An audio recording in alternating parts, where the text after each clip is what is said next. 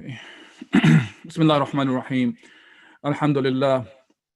As-salatu was-salam ala Rasulullah wa ala alihi wa sahbihi ajma'in.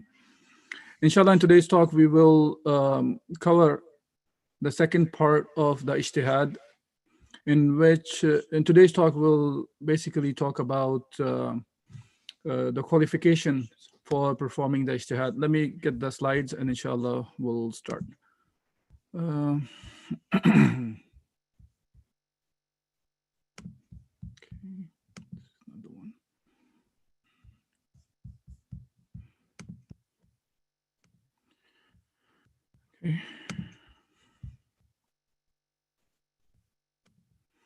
Okay. Can you let me know if you can see my slides? I can see it. Okay. So, as I mentioned, inshallah, in today's talk, the lecture will be more focused on the qualifications of for performing the ijtihad. And it is a very important thing to understand that who is really qualified to perform an ijtihad and who is not. Because if a person who is not qualified to perform an ijtihad and he thinks that he does have enough knowledge to perform ijtihad, he may end up committing a mistake that could be he is answerable in front of Allah subhanahu wa ta'ala, as Allah Azza wa Jal says, وَلَا تَقْفُ مَا لَيْسَ لَكَ بِهِ عِلْمٌ إِنَّ السَّمْعَ وَالْبَصَرَ وَالْفُؤَادَ كُلُّ أُولَئِكَ كَانَ عَنْهُ مَسْئُولًا. Allah Azza wa Jal says that pursue not that about which you have no knowledge, for surely the hearing, the sight, your heart, all of them, those will be called to account on the day of judgment. So it is an important thing to know that for when we think or when we are trying to extract the ruling, first we have to have enough knowledge about the subject, and inshallah, and besides the subject, other things that are needed to perform an ijtihad.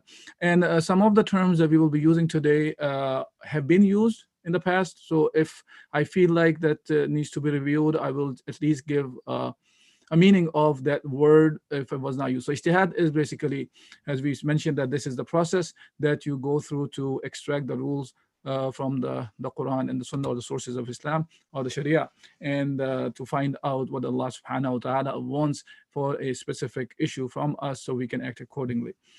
Okay, so that's what about inshallah the talk will be about today. And besides that, when it comes to the qualifications for performing ijtihad, there are some scholars, some of the famous scholars' names are mentioned here, like Abu Hussein al-Basri, Abu Ishaq al-Shirazi. He just is famous by al-Shirazi, and al-Ghazali as well, and Saifuddin al-Amidi, Fakhr al-Islam, Ali bin Muhammad al-Bazdawi. And these are from, we can see that from 5th and the 6th century of the Hijrah. But that does not mean that, so these are the ones who kind of put together the qualifications for the performing the ijtihad. Some Al-Hussein al-Basri was more of it, the one who started it, but later on we find some of them made the modifications to it, or some of them came up there with their own. But that does not mean that the requirements of ijtihad, because they did not put it together in this form, they did not exist. They did exist, but they did not find it necessary prior to that time to put together this kind of a listing for a person who's making the ijtihad. So when it comes to the ijtihad, the qualifications that are needed, number one thing that is needed is a person has to be competent Muslim. So being a Muslim is a must for a person who is performing the ijtihad, and he has to be competent, intelligent enough, number one. Number two, the knowledge of Arabic language. Number three, the knowledge of Quran. Number four, knowledge of Sunnah. And five, knowledge of Usul al-Fiqh. And number six, knowledge of different opinions. And number seven, not the least important, the last one, but not the least important, is as important as the rest of them, the knowledge of the issue about which that the ijtihad has been performed. Now, when we look at the first one, which is the competent Muslim, it is important for us to understand that when we are talking about a person who is performing the ijtihad, which is called a mujtahid, the person who performs the ijtihad is called mujtahid. He must be a Muslim. Male or female, it doesn't matter. Person can be male or female, and he should be of sound mind. and who has attained a high level of intellectual competence. It is important for us to understand that these are very important conditions for the person to perform the ijtihad. And it must be a Muslim. It cannot be a non-Muslim who attains the knowledge of, for example, the rest of the things which are mentioned here: Arabic language, knowledge of Quran, Sunnah, or the Usul al-Fiqh, or different opinions, and even the issue in hand, but he is not a Muslim. Because one of the key, most important definition for an alim is that he has to have the fear of Allah Azza wa Jal. As Allah subhanahu wa ta'ala talks about the ulama, that إِنَّمَا يَخْشَى اللَّهَ مِنْ عِبَادِهِ عُلَمَاء, that indeed the ones who are ulama are the ones who have the most fear of Allah Azza wa Jal. So without the fear of Allah subhanahu wa ta'ala, there is no way a person can come up with the sound and the right understanding of the Quran and Sunnah. I mean, even if it does, this is not what Islam requires from us. And for a scholar, he has to have the fear of Allah subhanahu wa ta'ala, and that is connected with being a Muslim as well. Okay, so that's the first thing that person has to have, which most of us probably have, but there's one more important, a couple of more conditions added to it. You have to have a sound mind as well, of course, and you have to have intellectual competence when we talk about that. Okay. Now, the second thing is the Arabic language. Now, Arabic language is, so Mujtahid must have the knowledge of Arabic language to the extent that it enables him to reach a correct understanding of the Quran and the Sunnah. We have already discussed the concept of a person can make a mistake when he is making an ijtihad and he still gets an ajr. But that does not mean that you don't have the qualifications and you say you made a mistake. No, you have all those qualifications. On top of it, you have put all the effort. And then while you're concluding your opinion based on the sources of Islam, and you end up for making a mistake, or you can come up with the ends, you end up with a different opinion, that is acceptable in Islam. But not to know the Arabic language and then to perform ijtihad, that is a big no, because the Islam, the knowledge of Islam, which is in the form of the Quran and the Sunnah, that was revealed in Arabic language. So hence, the ijtihad has to be performed in from the Arabic text directly. So I am not saying that a person has to have the Arabic language as the first language he has learned. A person can learn the Arabic language, whether it's a second language or third language or fourth language, as long as he equips himself with the Arabic language, he can perform the ijtihad. But when it comes to the extent of the knowledge of Arabic language, he doesn't have to be the highest level of an expert in the Arabic language for all the mujtahideen. As we mentioned last week, there are 3 different categories of mujtahideen.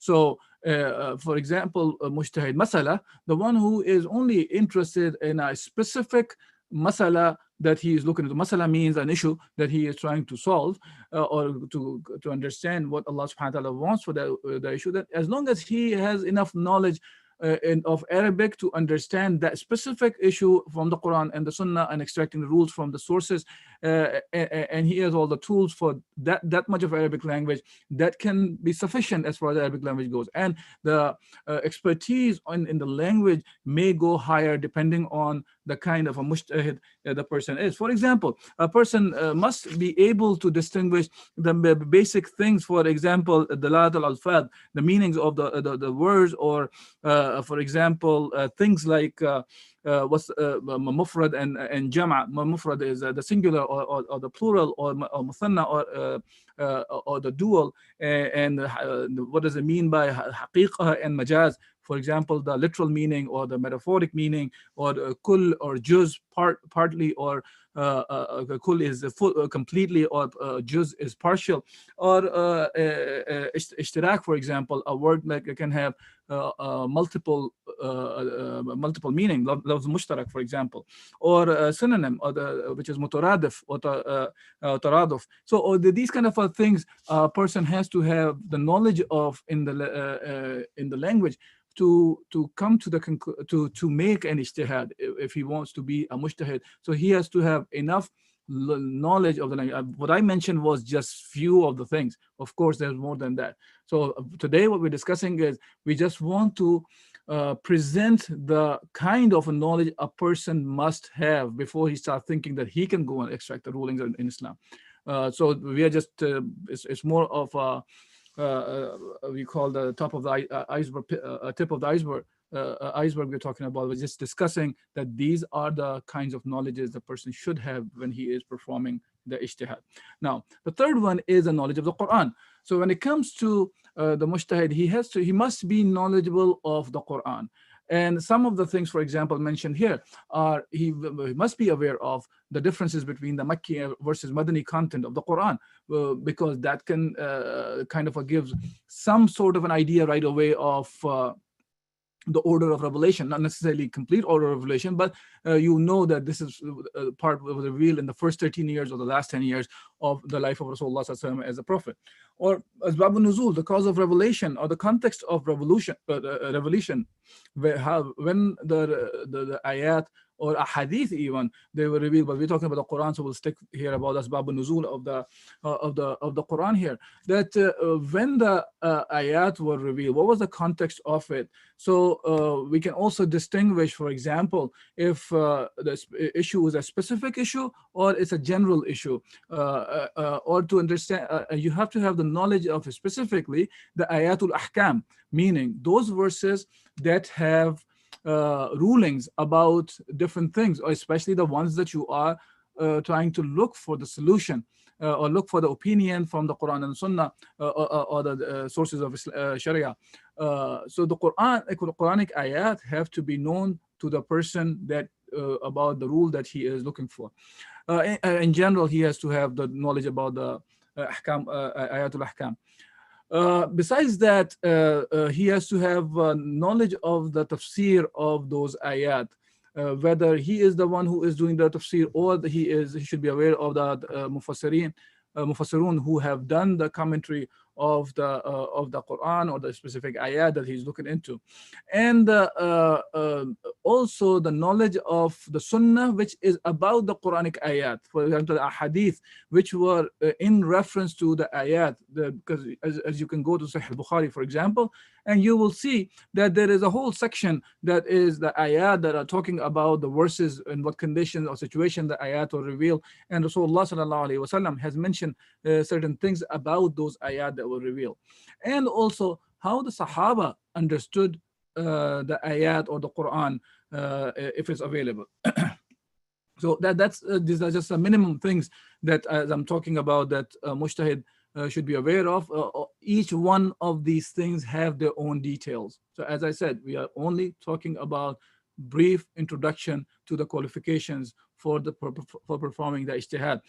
For example, there's a whole more things. For example, nasikh wa mansukh, with what is abrogation, what is abrogated, and within that there is a whole knowledge of it that has to be acquired to understand the concept. So all those things have details as well. This is just the minimal things that we're discussing here. Now, when it comes to the knowledge of the Sunnah, mujtahid also must have enough knowledge of the Sunnah of Rasulullah sallallahu alaihi wasallam. So especially the part relating to his ijtihad, whichever ijtihad that he's making, he should be aware of the Sunnah of Rasulullah sallallahu alaihi wasallam regarding that subject, and familiar with the rulings of the Sunnah as well. For example, he should be aware of categorizations of the ahadith, whether when it comes to ahad or mutawatir, and within the ahad and mutawatir, when we talk about which one is ahad and mutawatir, and for example other categories of the hadith, hadith shadh, or and so on and on, which we have kind of talked about in the previous talks. It's not necessary for us to discuss that in detail here. Only point here is to make is the person who is the mujtahid making the ijtihad, he should have this knowledge as well. Okay. Now, also within the Sunnah as well, he should be aware of the abrogation through the Sunnah, for example. Like, for example, the example of visiting the graves. Within the Sunnah of Rasulullah sallallahu alaihi wasallam, we find that hadith where Rasulullah in the beginning said not to visit the graves, and then Rasulullah himself has allowed it, and he mentioned that in the past that it was not allowed, and now he allowed it. So the previous hukm regarding visiting the graves was abrogated. This has to be, this knowledge of abrogation of the Sunnah as well has to be understood and acquired by the person who is going to perform the ijtihad. And similarly, reliability of the narrators of the hadith. What it means by that is that the hadith which a person is looking into, so he has to look at the isnad or the chains that are reporting the hadith, the people who are reporting the hadith, whether they are reliable or not. And we talked about a bit in the past as well about when we're discussing the hadith, that how you look into the hadith, the authenticity of the hadith, whether the hadith is hasan or da'if or sahih, and within the da'if, the different categories, and what are the things that can make the hadith with different kinds of put the hadith in a different categorization. So this is another part of the knowledge a mujtahid should have, and this is just the most important ones which are mentioned here. And again, as I mentioned, in each one of this bullet that we are mentioning here, that has its own detail as well. Okay, knowledge of usul al-fiqh. So we are discussing the subject of usul al-fiqh, and we have been discussing for past, I don't even remember, probably the past 16 or 20 weeks or so. So usul al-fiqh, which are the principle of the fiqh or the understanding, they have to be, a mujtahid has to be well acquainted in that subject as well. So he would know the procedures of extracting the rulings from the text and the implications. And whether it's usul al-fiqh that has its own qawaid, or the principles, or if it's the language itself that has its own principles as well, and that should be known for the person as well, the one who is a mujtahid. Okay. Then the knowledge of different opinions. Another thing that mujtahid should have regarding the subject of ijtihad is if there are other opinions that already exist for the subject. So if there are other opinions that existed, the way it helps is, first of all, he get an idea regarding how the other mujtahideen have reached to certain opinions and what are the evidences that they used.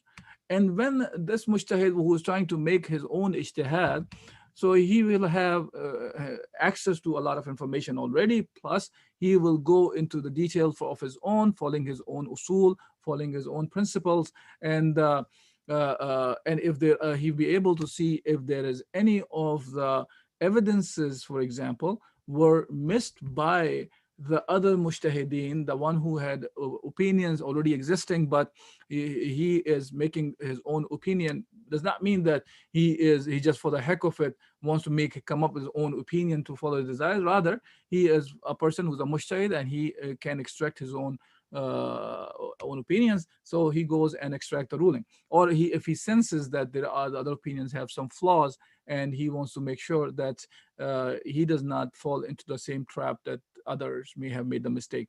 So that knowledge of other opinions and their evidences about the issue is also an important qualification for a mujtahid who is performing the ijtihad. Okay, now the last one, which is another very important subject, and the mujtahid must have the comprehensive knowledge of the issue in hand.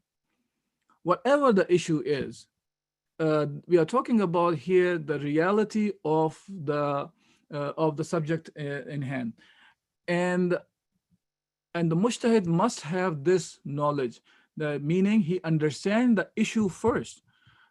Because if he does not understand the issue, he will not be able to solve the problem in hand, meaning to come up with the Hukm Shar'i, or to come up with an Ijtihad regarding the subject. Now, the question that always comes up is, what if the mujtahid, he does not himself have the knowledge of the subject? So if he is not the subject matter expert in that specific field, then he has to collect that information from the people who have this knowledge, who have this understanding of the subject, And of course, those people have to be trustworthy for him, and they will show him, prove him. And the issue, and obviously when he gives the ijtihad, he will be giving the ijtihad about the reality that has been explained to him. Now, the question sometimes comes up about this issue is whether he has to be a local person for the issue that has been discussed, or he has to be from the same era of time for him to give an ijtihad. Both cases is not a must for either, whether it's we're talking about the time era, or we're talking about the place or the location, which in Arabic they refer as zaman, which is the time, and makan, which is the location.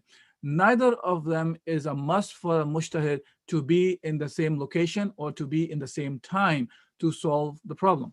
And this is a very problematic thing that have been circling around nowadays among the Muslims, and they have been misguided in the subject. I believe that they assume that a mujtahid has to be from the same area to give an ijtihad.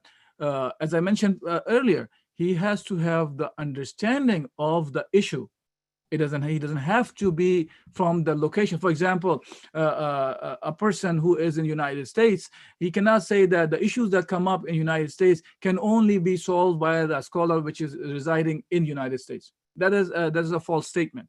It can be solved by somebody who is sitting in, for example, Qatar. Somebody is sitting in Jordan or in Pakistan or India. It doesn't matter, as long as he has all the qualifications that are required for a mujtahid to have, and he understands the reality that has been the question is about, or the issue has been raised.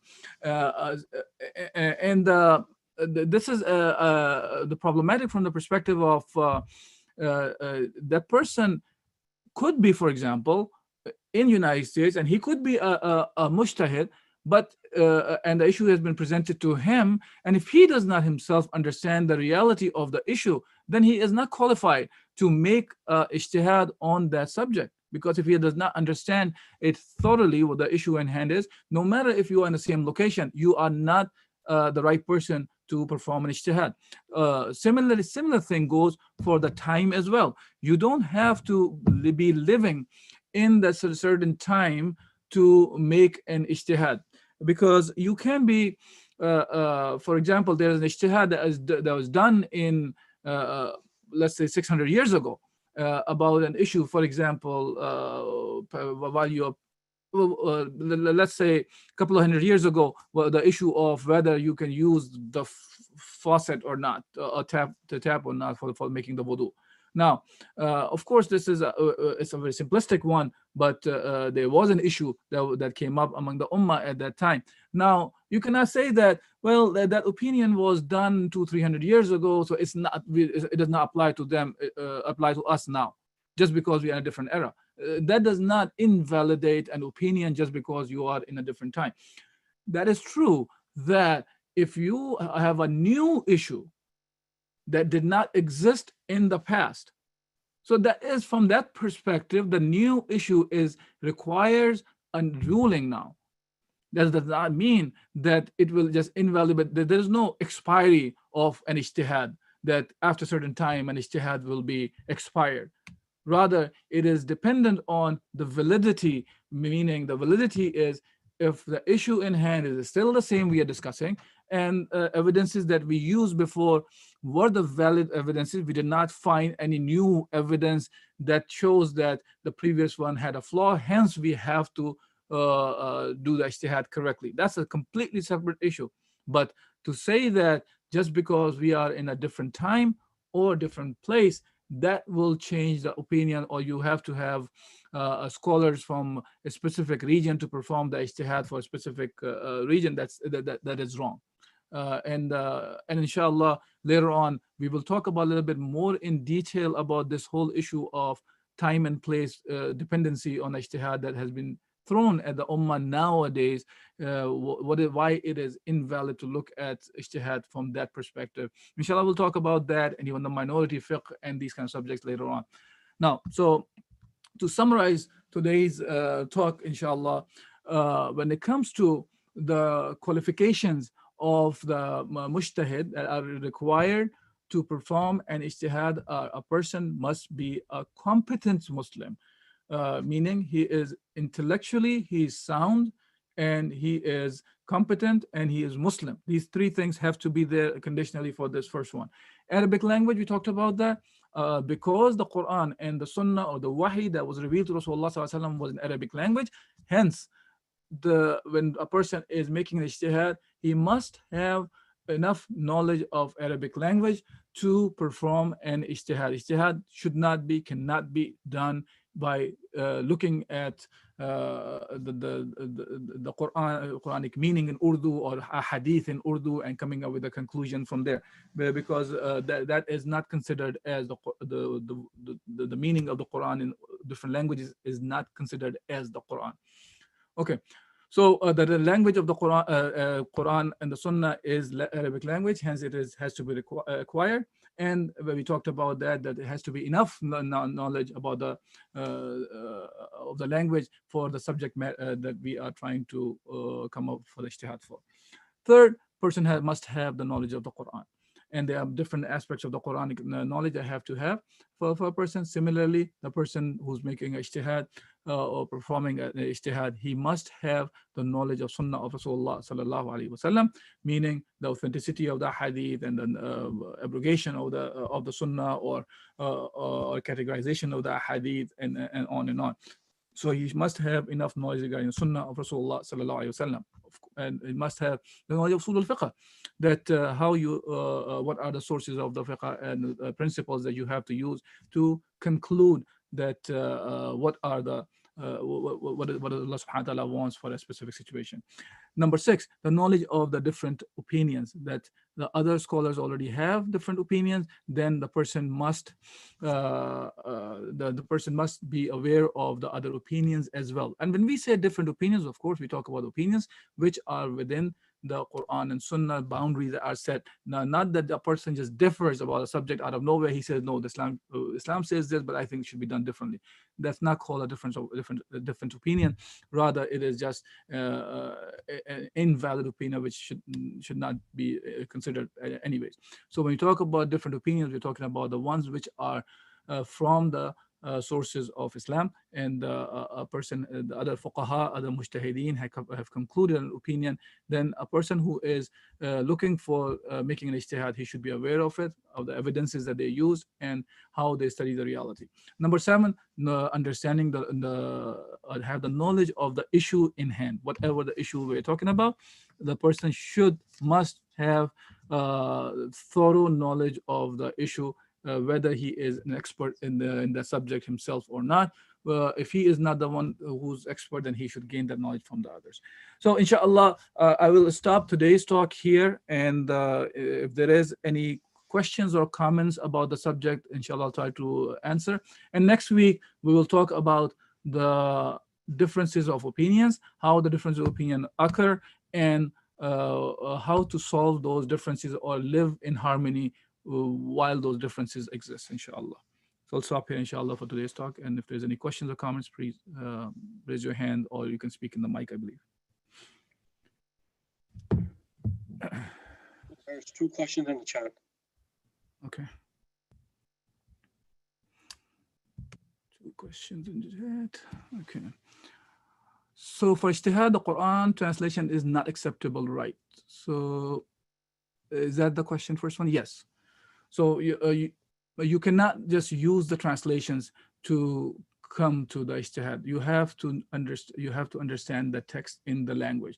See, you have to understand that when we, as a matter of fact, there is no such thing called a translation of the Quran. This is why you see many of the translators, they actually mention the word as the translated meaning of the Quran. So it's more of a meaning of the Quran. The person who was making the translation, he has put the understanding or his understanding about that specific ayah or the verses or the surahs that he has translated. So hence, you don't consider that the translations as the Quran, hence it cannot be acceptable to make an ijtihad. So ijtihad should be done from the Arabic text. Okay. Number 2 is, what's the acceptable level of Arabic required for non-Arabic speaking Muslims seeking to be a mujtahid? So I kind of mentioned that. Let me, okay, I did not mention too much there, but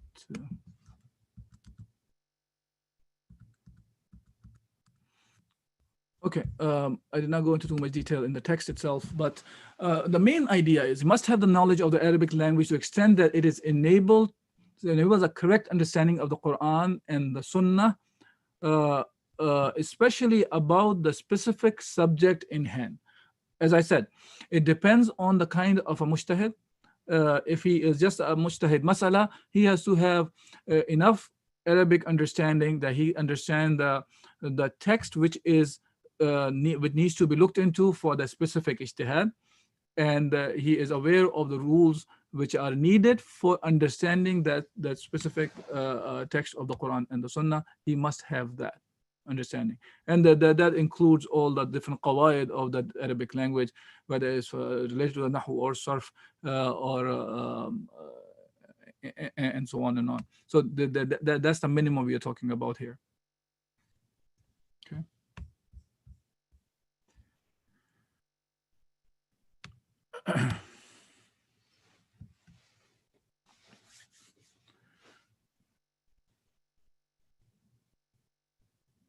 Any other question? Okay, I think I can stop this. Looks like this is it. Okay, inshallah, then we will stop for today.